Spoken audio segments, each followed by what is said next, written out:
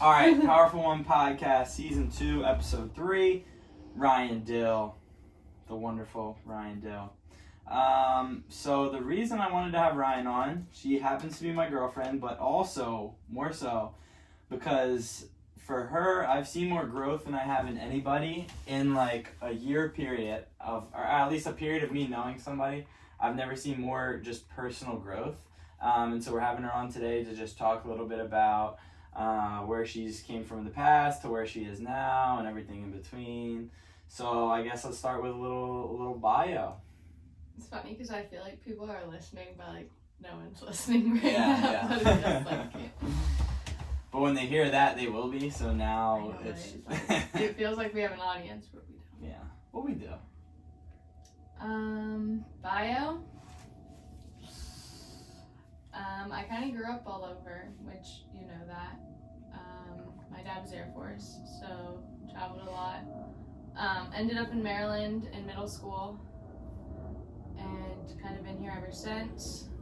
My whole life I did not like your typical competitive sports like soccer, baseball, but what I consider girl sports. So competitive gymnastics, cheerleading, dance, which I did all throughout high school, but not in college.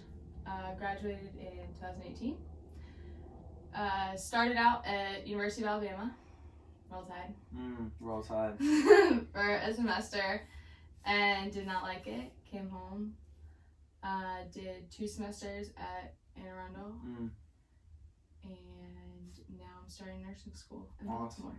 So yeah, that's what I want to touch back on is the education portion and I guess the early sports portion too, but kind of I guess why Alabama wasn't the right fit and how you got to the point you are now with going to school for nursing in Baltimore. So let's start walking through high school. What was high school like for you? It's funny because like when I was in high school, I was constantly saying like I'll never allow my kids to like go to this high school, like I never want to live here. And then looking back, I'm like, wow, but I learned so much. Like maybe I don't know, so I wouldn't change it. Yeah. Yeah, high school was kind of tough. I think it came down to the fact that when I moved here in 7th grade, I don't know if this is a Spring Park or like everywhere thing, but everyone had been friends since kindergarten. Yeah. You know, like the friends you had in middle school were the same friends you did elementary school with, and your parents were friends. So that was hard. Just trying to find like a niche or a group that was looking for a new friend. I felt like everyone was kind of okay with just staying with their crowd. They didn't feel the need to let outsiders in. Right. So when that came to me, that was like, instead of me taking that and being like, whatever, I'll just start my own thing, be myself. It was like, how can I change to better fit in? Like, what can I do that these people will let me in their group? Yeah. I think that is, I'm trying to think, I think that is kind of like a Severna Park thing, but I think that you see that more in the schools where it's Severna Park Elementary, Severna Park Middle School, Severna Park High School. So like back where for like my public school, there was 2 different high schools and then you split to like 2 different schools. 2 different middle schools and you split to different high schools and stuff like that. And then also from private school, a lot of kids went from public school to the private school. So I definitely think that that's like a kind of a niche group of people who, so that I can see how that's really tough coming into a school like that. Yeah, I remember like a defining moment in 7th grade when someone told me like I literally could not sit at their lunch table. Whoa. And to me now, looking back, I'm like, that was horrible. Like that's something you see in movies. Yeah. When people are like, you can't sit here, that seat's taken. So I think I just had that mentality like all throughout middle school and high school, like I just want to fit in. Yeah, as do a lot of people at that age. So it's not uncommon. So when did you finally feel like you were forming your own identity? Did you ever feel like that in high school at all, or not until after?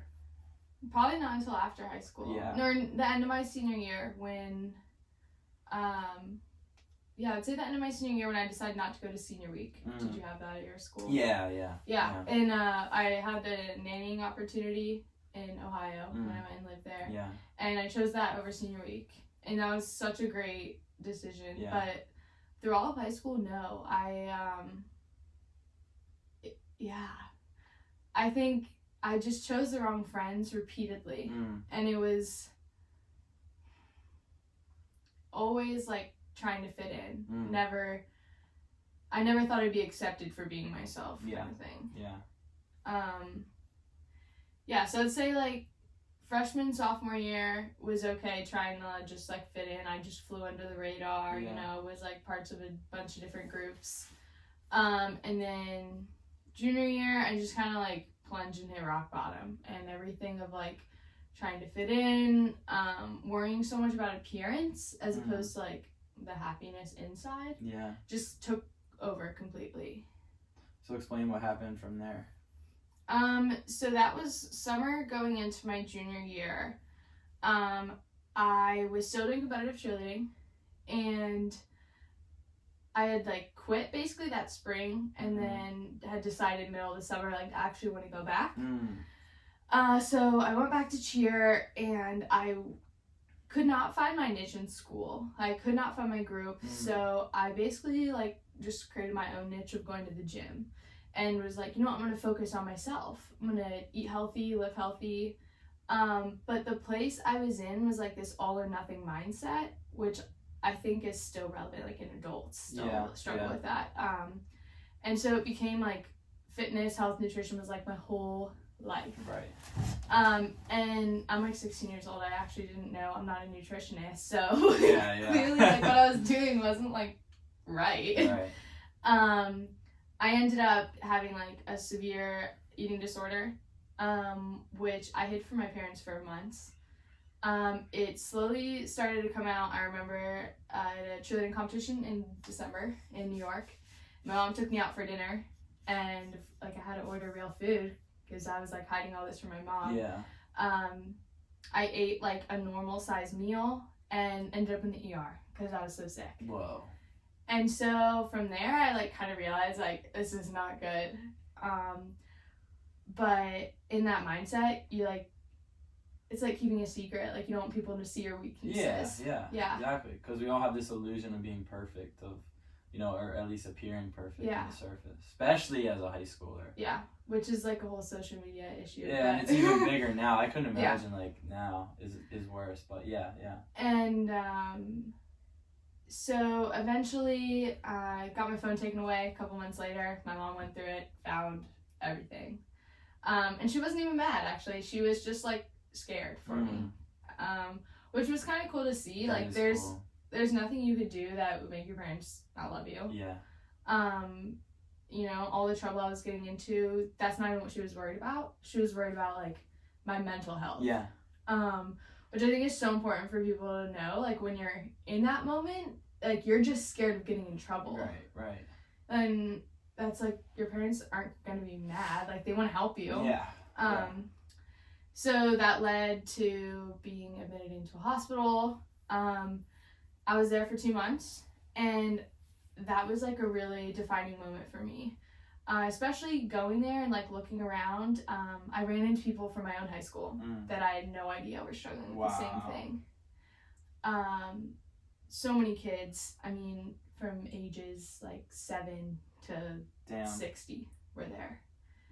And it was crazy to me that there were so many people struggling with this body image, no confidence, like mental health, that no one's talking about it. I want to pause you real quick just to go back just a little bit. So why do you think that it's one of those things that or I guess why does it happen? Like what do you think the main reason it happens is? Is it like the glorification of like the perfect body that is fake, by the way, that people see on like magazines and on the internet and stuff like that? So like, or like, why does it happen for most people, do you think? Like, why did it happen for you? Because I don't want to skip by the like underlying issue of why you felt like you had to starve yourself and have a bad relationship with food. So I think it like ultimately boils down to like self-esteem and like this confidence issue. Because the people that are confident in themselves aren't worried about what their clothes look like on them or what people are gonna think of them. You know, they know their worth and they don't ever have to prove it. But I didn't have that confidence. I always doubted myself, like trying to change to fit in, because I didn't think that being myself was going to be the accepted version. So I'd say that, and just this all or nothing, this you're either 100% into health and nutrition, or you're not in at all, Yeah. which is totally wrong. Yeah. Yeah, I think it has a lot to do with the confidence thing. Yeah. So keep going. So when you were there, touch. I interrupted, but yeah. So I was there. It just kind of opened my eyes to this, like, wow, everyone's struggling with this in their own way, but no one's saying anything. Right. And the whole time I was there, I was also stuck in this mindset of, like, I'm never gonna get better. Life's always gonna be awful. I was really depressed. There, like, was no cure. That was probably, like, the worst year of my life thus far. Yeah. And I wouldn't say I learned anything in the moment about, you know, the self-esteem or the confidence or that. It was like a process of gaining the weight, getting out of the hospital, and just day by day going through the motions until I could learn the underlying message. But I think that was, like, a really defining moment. But even, like, the year and a half to follow was recovering from that. I think it's interesting that they don't really have, like, a formula for how to. It's almost like the whole Western medicine as a whole. It's like they put a Band-Aid on something to kind of, like, mask it or whatever. But the underlying issues are always still there. So it's like, it's great that they have places like that for people to go and, like, so you can see it and stuff. But it's kind of interesting that, like, you saying that is basically like you still had to figure it out on your own. Like, they don't help you at all to figure out why you're feeling like that. They just get you back on track. Does that sound right? Yeah. So I mean, while I was there, you're in therapies, and they're doing their best to you know, let's find, like, the source of these problems. But honestly, like, when your body is at such a point that you're having to be, like, hospitalized, it's about, like, getting your body to where it can be functional and stable again. So the part where you're there is really about, let's nourish your body, because your brain can't start thinking positively until it has food and nourishment. Right. Like, starvation mode, like, back then, no one's trying to be happy. Like, you're just trying to survive. So it's about getting your body through that, like, initial healing process, and then the mental growth kind of has to happen outside of the hospital. So when I finally got to go home, it's really about gaining the weight in there. So when I finally gained enough weight to go home, I did a day program, and then I got to go back to school, which was interesting. Yeah, so how do people, like, treat that coming? Did most of your classmates know that that's where you were? I think so. I think by that point it was physically noticeable. I lost X amount of pounds to where, like, you would know I was sick. I looked sick. And it's interesting because now when I see people that look that way, I like, feel for them because I know what they're going through. That's also, like, a tricky part that comes with going through it and being on the complete other side of it. I want to look at them and be like, it gets better. Like, I promise you. But when I was in their shoes, I never would have believed myself. Yeah, and so that's the tricky thing, especially with high schoolers, is, like, we know, like a lot of this to be true. Like, no one cares, you know, what you, like, no one's worried about other people, but you can't just go and tell, like, people, hey, you know, having, like, this body isn't that important, or whatever the case is. You can't just tell people, because people need to relate to you and understand, and no one just takes your word as the word of God. So that's, like, the tricky thing is, like, okay, especially for the high schoolers age, like, how do you convey it to them where they can actually understand, not just it's in and out? Because, like you said, when we were in high school, somebody told us all this stuff. If somebody told us, like, you know, happiness is internal, we'd be like, yeah, okay, great. Like, you know what I mean? Like, you have to have some other way to convey a message. So, like, what would you do to, like, kind of help people who are maybe in your shoes, like, now? Yeah, I have yet to get to that point. Yeah, I'm just curious. And it's, like, something, once you've been through it, you see it everywhere and you notice it in everyone. And I've encountered it in a couple of, like, close friends from high school, or looking back, seeing, like, wow, that person was struggling and no one said anything. So I think it's two different things I'm getting at, is that people know when people are struggling and no one's speaking up, and then the other one is when you do know, what can you do? Right. Like, because I've gone up to people and been like, I want you to know it gets better, like, there is happiness on the other side. Like, you don't have to live with this for a lifetime. And they look at me and they're like, I know, like, I get it, but they don't. Because when I was there, I would never believe you. If you had told me in that moment, like, you'll be happy one day, no. I would not have believed you at all. Right. So I think it's hard. It's just a lot of growth, and I know eventually I'll maybe figure out a way I can like get to people better. And well, I think this is a perfect way, because like yeah. that's really what Powerful One is like showing people that there is no like perfect person, like really, and you know, putting like taking off the mask and seeing like people for how they are, and it comes with people like you opening up, and it comes with people just like being powerful in who they are and being okay with who they are as a whole. So I think stuff like this is the first big step, you know, into doing it. I think mental health in itself is just tricky because there's not a cure. Right. There's not one answer. Right.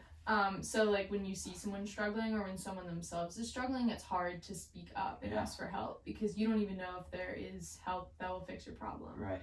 And there's still a huge stigma around it, and it's like the thing you talked about, like no one opens up about it yet. So I was just I went back to my old high school, and we were meeting with the guidance counselor, or the I guess what type of counselor, like the one you go to for emotional support. Yeah. So we were talking to her, and we were like, me and my buddy, and we kind of just asking her, what's the thing you guys deal with most? And she's like anxiety and like mental illness is the main one, but it's like trying to drag it, even like them in a safe space of just one-on-one, like it's like you have to drag it out of people, you know, or even if they're going to tell you, because most people just hold that so close, I think, because they think they're the only ones who are having those issues.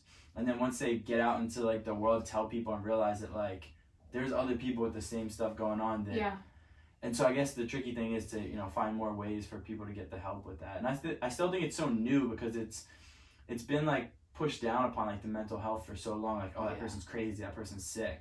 I feel like now people are finally getting an understanding of like what it is. So hopefully we're turning a corner, I think. Yeah.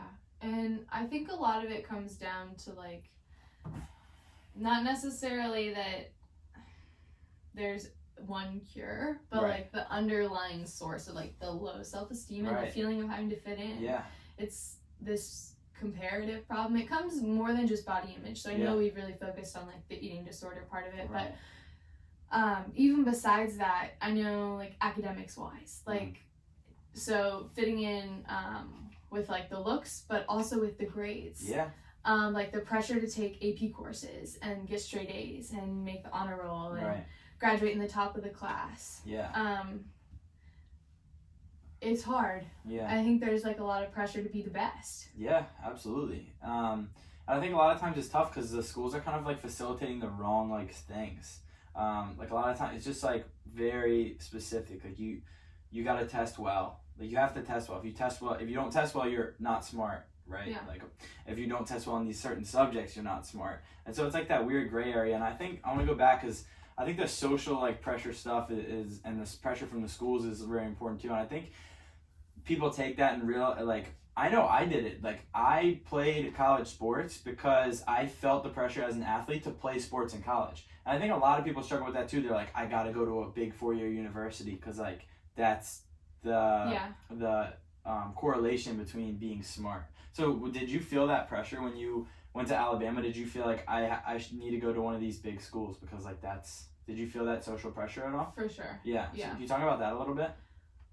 It's funny because now I look at people that go to community college, I myself being one of them, and I'm like, that's great. It's great. Like, that's the happiest I've been in the school in a long time. But my senior year of high school, I was so convinced that like if I went to a community college, it'd be a disappointment. Oh, absolutely. That's part of what I was kind of referencing. So yeah, keep going though. But like, even if I think back to my senior year when I was deciding where I was going to school, people that told me they were going to Anne Arundel, I didn't look at them like they were a disappointment. I was like, good for you. Like, that's awesome. But I thought like if I did it, it wasn't good enough. Right. But I don't know who put that idea there, because I know that like my parents are still proud of me whether I went to Alabama or Anne Arundel. They didn't care.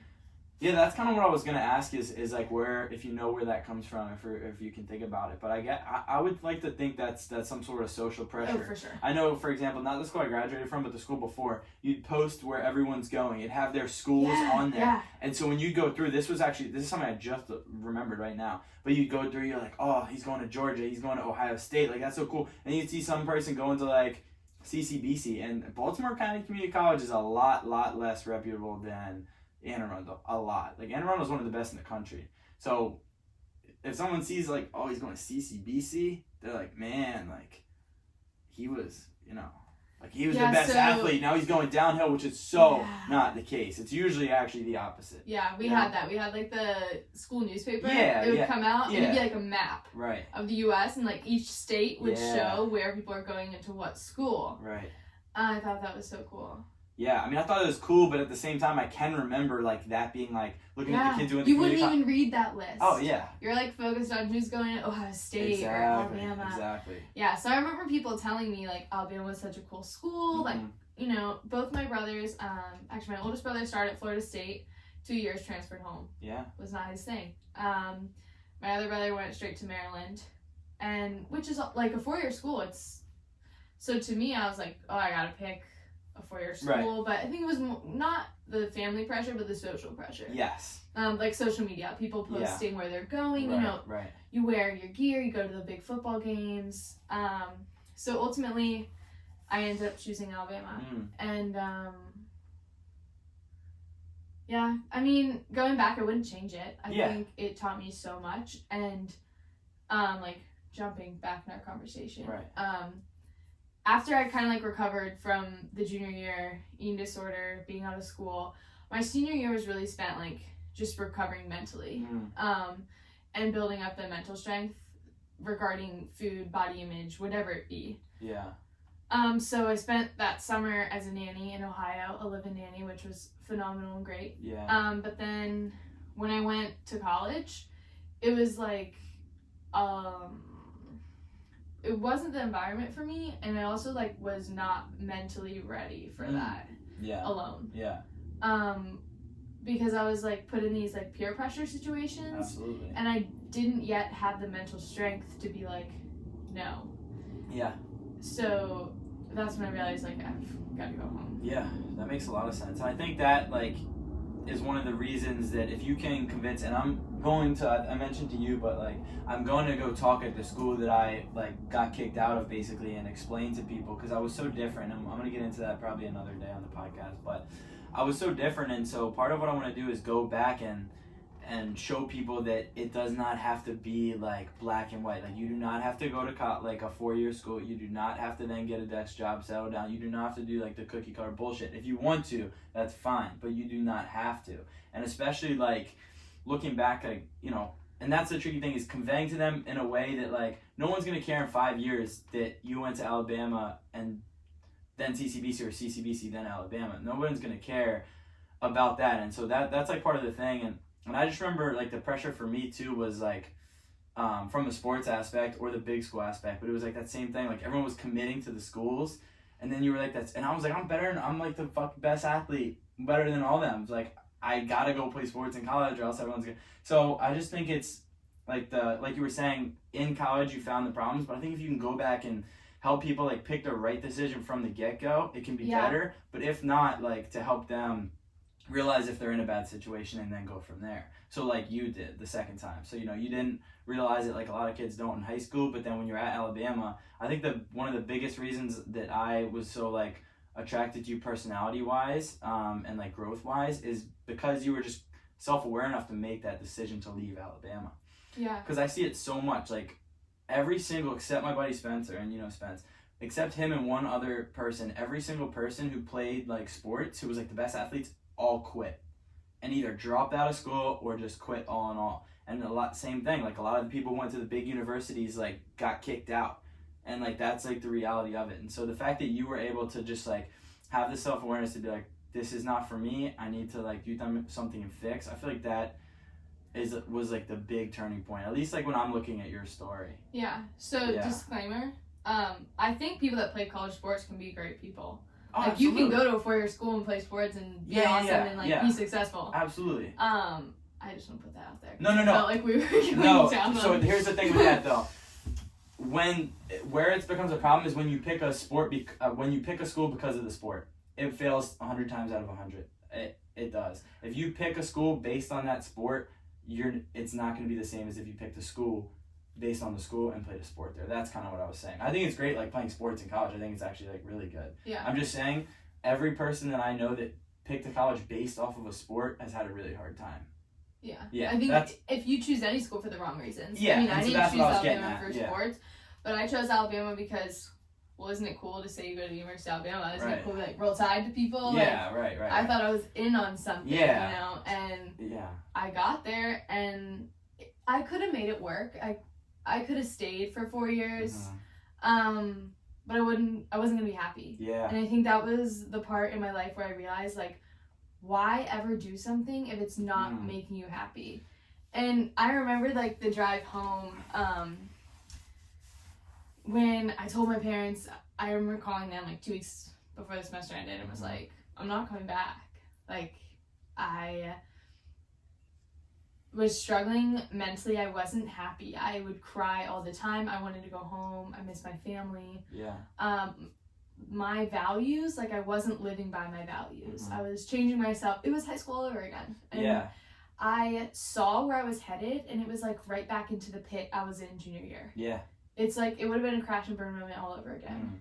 Go ahead. Yeah, I was just going to interject. So that's, like, the reason that it's so cool, though, is, like, having the self-awareness to realize that. Because what happens is, I feel like a lot of times people will make it work, go to the 4-year school, and then after still not really know what they want to do, not know what makes them happy, which when you find something that makes you happy, you realize that how can you ever live without that? Yeah. And so that's the thing, is, like, just going through the motions until you find that. Like, you're never going to find that if you don't try things to find out what makes you happy. So that's why it's really cool, like, seeing just the self-awareness and making being able to make that decision at, like, a young age. Like, what, like 17, 16? 18.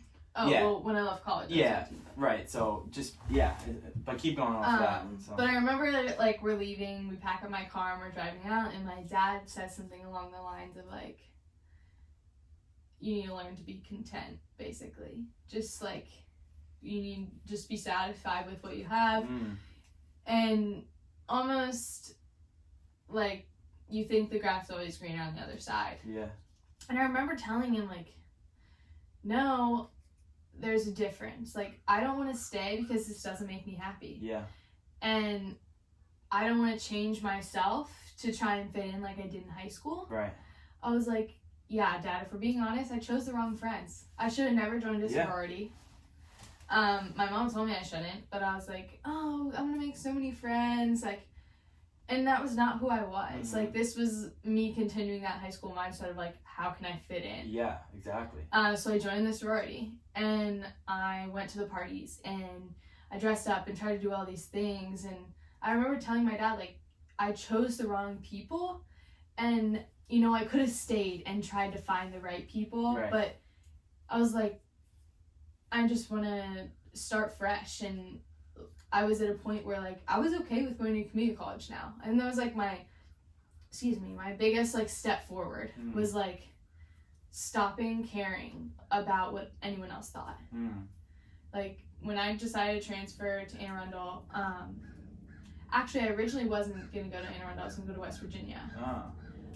But a couple weeks went by, and I was like, that is the same thing, Ryan. Like, that's the same problem. Just stop. Like, no one cares where you go to college. They're worrying about where they go to college. So I came home, and that's probably when we met, and when I started, like, focusing on myself and, like, what made me happy, and stop worrying about if it was pleasing other people. Yeah, it's so interesting. I just feel like there's so many people who can take that, and whether they're gonna listen or not to that advice, like, that's just something that's so true. Is like, really, and we talked about it right before we got on the podcast, but, like, really no one gives a fuck what you're doing. Like, no one cares where you go to school. It's like, they might care, but if they care, it's because they're scared of something, because they have an insecurity. It's like, if they care, like, one of my favorite quotes, I didn't even think I said it last time, is like, what you think of me is none of my business. So even if you do care, it's none of my business. That's a problem with you that you have going on. And so that's, like, a big thing that hopefully, if people are listening to this and that they can realize that nobody cares what you have, like, nobody does. That's like what I was saying looking back in high school, like, when girls worry about, like, what to wear to school. Like, they're so nervous that someone's gonna like judge them for what they wear, when in reality everyone is so focused on themselves. Yeah, everyone's got all their insecurities to worry about. They don't even worry about your insecurities. Like, yeah, like they're not focusing on you as much as you think they are. They're worrying about themselves. Yeah. And the sad part is like people can go 60 years before realizing that.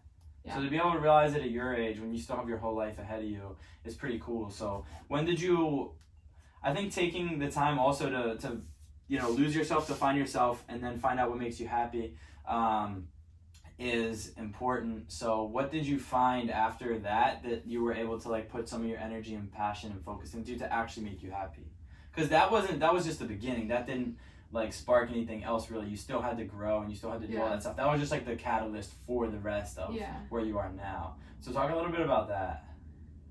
Like once I got home? Yeah, once you got home, like what, because I know like you're super happy now, and we preach like happiness and self-love all the time. And so when did, after like the initial kind of leaving, and so now like we're starting a new path, when did you find kind of like some passion and stuff that made you happy, and like basically get that kind of like self-love and self-worth? I think that coming home and going to a community college ignited this feeling of like my opinion is the only one that matters. When before I was thinking like the only thing that matters is what other people think, which is so backwards. So at the beginning I really just put all my focus into school and working out and getting back in like a healthy eating routine that was like balanced. Because nearing the end of Alabama, I think I mentioned this, but like I just wasn't mentally ready to take that step forward on my own. Right. So I'd fallen back into some old bad habits. So it was good to like be home and with my family and be held accountable for like the health side of it. Yeah, exactly. And then just put my time towards school, and I did that for a while. And it was really great to be home because babysitting, that's been like my source of income forever. And being able to come home and reconnect with the families I babysit for, and then like immediately asking me to come back and watch the kids was like amazing. Kids are my thing. I know. So well, that's kind of what I was getting at. Is like, so like that's, to me, that's like what powerful is. So like your power is like finding something that you love so much that you want to like show other people and drive that like being powerful into other people. So like I know that's what I was hoping you get at, is like you found your power in like what you just mentioned, like fitness became a huge like outlet for you, and then also like the babysitting.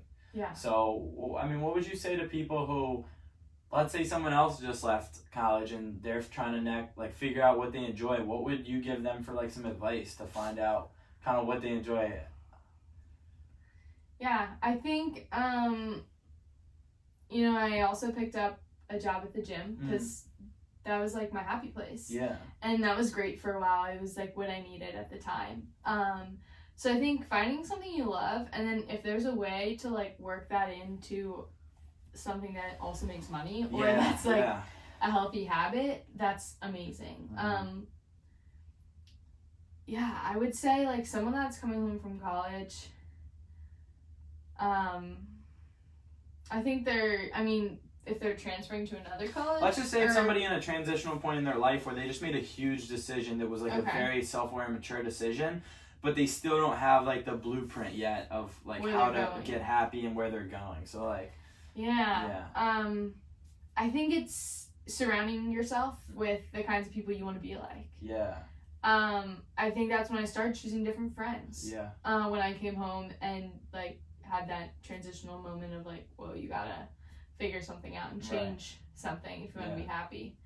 So that's like when we started hanging out, or like when I got closer with Eddie and like hearing all this stuff. And I think the biggest thing that stuck with me was like the positive perspective. For sure. I remember you introduced that to me actually, because I would complain about like, oh, I have to work, or I have to do this, and you're like, you don't have to do anything. Like, you should be grateful you have the opportunity to do it. So I'd say like keeping a positive perspective would be the most important thing. But like you said, also like I think it's so important, like we talk about a lot surrounding yourself with mentors Yeah. on here, but peers is just as important because like I really do think you are the sum of the 4 people you hang around the most. And just being able to, I feel like me and you did a really good job of doing that, like very much like staying to our own thing, but surrounding ourselves with a very small but like close friend group is really important too. Yeah, I find that I always migrate to people that are older than me, and Me too. it's a maturity thing. Yeah. So like in high school when I was trying to fit in with the people that were my age and into the partying scene and all that, it wasn't my thing because I was actually like the mental age of someone way older, which is crazy. Yeah. So came home, refound my love for children, which was like my happy place. It still is. I think it's so cool when your job is something you like genuinely enjoy and have a passion for, and seeing like how much better you are at something when you actually love it.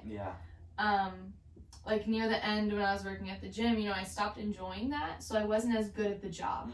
I would slack on things because I wasn't doing it for myself anymore. I was doing it like for a paycheck. Or for someone else. Right. And with like babysitting, watching people's kids, stuff like that, I love it. I genuinely love it. So I go above and beyond. Let me fold the laundry. Let me do the dishes. Let me do all this extra because I want to do it anyway. It's bringing me joy. Yeah, that's an interesting thing too. Is like finding out. So you got into. I do think it's the babysitting thing is awesome and loving kids, but I'm curious about the gym thing because a lot of people say, well, I love like working out, so I'm gonna go work at the gym. And I think that's fine, but you gotta understand the underlying reason of why you're going to work at the gym. So, because then what happens is if you go to a gym and let's say you start working there and then something bad happens, now you're gonna put that together. But you gotta, if you are like pursuing your passion or something that makes you happy, understand what about that makes you happy. Because working at a gym and working out are very, very, very, very different, right? And you know that because you've done it. And so I would understand, like, encourage people to understand what it is about what you enjoy that makes you enjoy it, because otherwise it's gonna get like blurred in the line somewhere and it's gonna get forgotten about. Yeah, so sense? I feel like you can actually talk more about that because you work at the dojo and you love Muay Thai and Jiu-Jitsu. So like, why do you work there? What what about it do you actually enjoy? Because I know that you enjoy that job and you enjoy the hobby. Right, and that's the thing, and that's why like I found such a great thing, because I mean I love the martial arts and I know that I love martial arts, so being able to surround myself with that is great. I also love, and what I didn't know I loved until I like put myself in that environment is teaching kids, which is my absolute favorite thing about what I do, which what we have in common too is just being with kids and like helping mold them and just being with them. And then also, in my case, it, like I hate to say it, but it is kind of perfect. I love everything about my job, and there's not like one thing where I'm like, oh, like, I really do like I love the sales, I love the teaching, I love the training, I love the culture and the camaraderie. But let's say I was doing all that and I didn't enjoy the sales piece, and then it ruined the whole academy for me because I didn't enjoy the sales piece. I do think it's important to, like, if you are going to surround yourself with like your passion, to figure out what about that passion you like. In my case, it's everything, which is awesome. And so I literally think I have a perfect situation. But I think that's an important thing for people, is they think, oh, I love fitness, I'm going to go work at the gym. And it's not always that. It's like they end up sacrificing the part that they love for it to be a job. Right. Like if you had to sacrifice the teaching the kids part to do more of something you didn't love, you wouldn't enjoy it anymore. Exactly. But it works because you're not sacrificing your passion. Bouncing back to the thing about teaching the kids and molding kids, I think we have such a, and correct me if I'm wrong, but I think we have such like a passion in teaching kids and like this, putting confidence in kids for being themselves, because like that was something we wanted someone to tell us as a kid. I think that's a good place for people to start too. If they're looking for like a direction or a path, like find out what you were lacking as a kid and how can you, because I feel like we all get fulfillment in helping others. Like love and helping others is the ultimate like fulfillment in my eyes. So it's like, because it always comes down to that. Like if someone starts like a charity for people with like autism, maybe it's because like their cousin had autism and he died when they were younger, and so that stuck with them. So find out that, you know, maybe not a great example, but like find something that maybe in your past that you see that helps people. And I do feel like we did find that, because I think you can find happiness is within, but fulfillment is, I think, love and helping people. Yeah. And so finding out like what way can you contribute to help people, and that's, I think, our way is like you said, like trying to have kids be their own person, create their own path, because we didn't have that necessarily, or at least that mentorship. So I think what you just said is really important too, is like the happiness from within thing. Yeah. Definitely growing up, and I think a lot of people still struggle with this today, is like finding something that makes them happy. Which that's like not how it works. Say it again, because I think some people are gonna just skip right over that. But say it again. There's no thing will make you happy. Yeah, like people say go find what makes you happy. Yeah. No, you have to make it. Happiness is it's always been in you, and it's always inside you. So keep going off that. I didn't mean to interrupt, but it's important. I feel like a lot of times people just hear that, they're like, oh, and they're like, you know, so. Yeah, I think that's something that a lot of people learn by trial and error. They make something all their happiness, and then they lose that thing, and they're depressed. Yeah. Because, well, all of your happiness came from that one thing. Exactly. So I think that's like kind of like my love for fitness now is like that. It goes into the all or nothing. Like if you give something all your happiness, when you don't have it, you have nothing. It's like balancing like fitness, and you know, you can't make fitness your everything, because there may be a day where you can't work out. Exactly. And you have to be happy without it. That goes for so much. Yeah. I mean, money, your friends, like any person that brings you joy, like they can't be everything. Yeah. Because the only person, you've told me this, that you have to be with like forever is yourself. Exactly. The only person you spend 100% of time with in this life is yourself. Exactly. So if you're not happy with yourself, then you gotta find it somehow. So that's huge. That's huge. And what was I gonna say off that? You brought up go back real quick. You brought up maybe it's gone forever. But I just like being happy with who you are, and it is so huge. It's so huge. So yeah, let's see.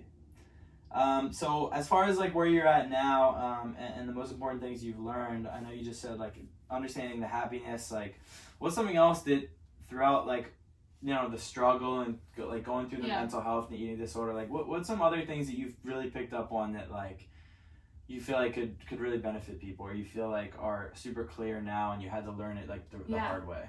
I think that like an accurate way of like measuring your happiness and your self-worth, like back like when 3 years ago, I thought that like my self-worth was determined by my weight or my grades or my social status. Like if I wasn't popular, then I wasn't worthy. Yeah. But like that's not true. Like everyone is worthy. Everyone is like valuable and unique, like in your own way. Mm-hmm. So just knowing that like your grades or your size or the way you look or how good you are at something doesn't determine like your like self-worth or your importance. Absolutely. And that's why you're so good for like the powerful one identity, is because even though you haven't, like, you don't really necessarily know, and no one really does, but like what they want to do, what their big next step is, I know you kind of do, but or at least, you know, their purpose. That's actually what I was going to talk about earlier, but forget it. But yeah, it's just like you have like all like the intangibles and everything, like, and you're on the right track. And so that's really what Powerful One is all about. It's not necessarily like having to do something that's completely like divided, but it's just basically having your mindset divided from the norm too. And that's where I feel like you're at, is like you have like the blueprint and like the mind and everything that's so far beyond your years. And so it doesn't matter what you'll do, because you're going to do good because you have like such a good understanding of like all the stuff that's important. Yeah. And I don't even think it's about like going against the norm or being separate from from the norm. It's just knowing that you don't have to fit in with the norm. Exactly. Yeah. I think that's so important, is, you know, like not changing yourself to fit in. Like I did that all of middle school and all of high school, and I'll tell you it doesn't work. So stop trying. Yeah. Because it's getting you nowhere. Like if you're not your full self, you're not going to be happy, because you're changing who you are to fit in with people who you probably don't even like that much. Yeah. Were you gonna say something? No, I remembered what I was gonna say earlier. Like you talked about a little bit about like the happiness and putting your happiness in other stuff.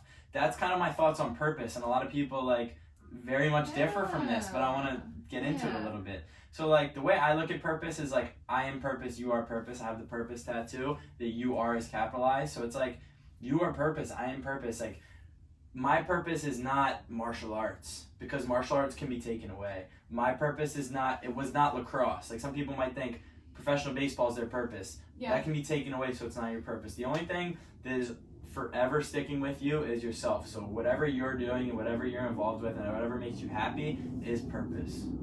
That's kind of, and you were talking about that a little bit, but I do think it's a different perspective that not a lot of people like maybe agree with, but it's because they haven't heard an alternative, and I think that's like a really good alternative to realize that your purpose isn't out there. I feel like everyone's always like, where is my purpose? Like, I gotta find my purpose. Your purpose is like whatever makes you happy and whatever you're doing. Like your purpose isn't something you go chase, because if it can be taken away, it's not your purpose. So that's something that I found interesting too. Yeah, and I think that's really good that you're on a good path, and I'm excited, and I do want to do this again and just talk like so much about like your growth, but let's do the one truth. So just kind of like the main thing that if you were gone tomorrow, you could leave kind of one piece of knowledge as a legacy to stick with everybody. I think that like people are gonna think I'm cheating because I thought of it so fast. I'm not cheating. I've just watched every podcast and I know this question comes at the end. I think ultimately it's about making sure that the life that you're living and the decisions you're making are bringing you joy, and like everything you're doing. And this sounds selfish to say, but like that the decisions you're making are ultimately beneficial towards yourself. Yeah. You're not doing things to fit in or to please other people or to change yourself to better like match other people's values. Like you're abiding by your own and like being yourself ultimately. Yeah. Yeah, and like not worrying about what people think once you do that. Right. Like once you decide that, okay, you know what, I'm gonna be myself. I'm not gonna like change to try and fit in with the popular people. I think taking a step forward and being like, okay, and when I do this, if I receive judgment, it doesn't matter. Like other people's opinions or judgments like shouldn't matter if it's making you happy. I love that. I mean, if you had to flip that question and ask it to me, I'd probably say something along the same line. So I think it's so important. So what's the next big steps for you? What are you looking forward to? What are you really excited about? What's the next big moves in your life? Big moves? I don't know. Right now nursing school is like what I'll spend my physical time doing for the next 2 years. But just like the mental and personal growth. Yeah. I mean, I feel like every day I wake up and I'm like proud of where I've come. Like I look in the mirror and I'm like, wow, like I worked so hard to get here. Yeah. And so just continuing to take strides forward and like grow inside. And I don't really have anything big like that you're gonna like that you will see, but like I will feel it. I like that even better. I like that even better than goal setting. Is just you take it day by day and you see the growth and you're gonna continue growing. I actually like that a lot better. Just stack a brick every day and grow a little bit every day rather than having a big goal. And like I said, because you have all the intangibles, it doesn't matter what you end up doing. You're gonna be fine and you're gonna like love it and be happy and do great. So it's exciting. Like I said, there's no one whose growth I've never seen like such incredible growth in like such a short period of time, and it's really awesome. So I would say, am I interrupting? No, I was gonna ask if there's that's another thing is like like I've grown really fast. This year has been like, or I guess last year was like expedited growth. Like I just learned and learned. I felt like a kid again, like a sponge where you just like soak up everything, like positive perspective, not caring what people think, doing my own thing, like everything. I just took it in and like ran with it. And I think it's important for people to know that like not everyone grows that fast. Yeah, I'm glad you said that. Before this year, there was 4 years before of like pure destruction and like depression and hard feelings and like it wasn't, we focused a lot on this past year and like my Yeah. incredible growth, but that's just to show of what all the years before were adding up to. That's a great point, and that's like something that comes up a lot is like people see like where people are at and expect it to be an overnight thing, and it's not. And I'm actually really, really glad you said that, because whether it's like successful business owners we have on here or like spiritual gurus, Yeah. like it's a process, and you gotta like lose yourself to find yourself. Exactly. So yeah, I think that I'm really glad you said that. That's important. And like all this joy and happiness like came from some of the worst days and moments and things I went through. And like all those hard days and awful times of, they are the reason I am here. Yeah. Like that built like the way I am now, which Yeah. is like so incredibly happy. And That's the coolest thing to me, is see that like the worst parts of people's lives, if you can have, like you said in the very beginning, that perspective to have it not define you, but help you grow. That's like the coolest thing in the world, is being able to have that perspective and realize that the shittiest moments will inevitably lead to the best moments if you just stay the course and have a good perspective. So that's awesome. I was looking at my yearbook the other day. I'll leave with my senior quote. I read it the other day, and it's actually kind of makes sense to the podcast. But it was scared of lights but kept shining, scared of heights but kept climbing, scared of lights but kept shining, lost myself to find myself and kept trying. So it's like, in life we're always like scared of all these different things, and not wanting to be ourselves or pursue something we enjoy because of fear. And sometimes you do have to lose yourself to like find yourself. So like it is cool even back then for me seeing that I had that perspective in the back of my head. And so I think that's a good one, because it kind of sums up a lot of what we talked about. Yeah. So anything else before we wrap up? Drop a follow on Instagram at Ryen Dill. You ready? Thank you guys so much for tuning into the podcast. It really means a lot. I've got tons of cool content that's coming out for you guys every week. So be sure to like, subscribe, share it with your friends. And as always, you can find myself, Mountain Teep, on Instagram. And definitely follow at Powerful1 on Instagram, guys. A lot of cool stuff coming out. Thank you. I appreciate it.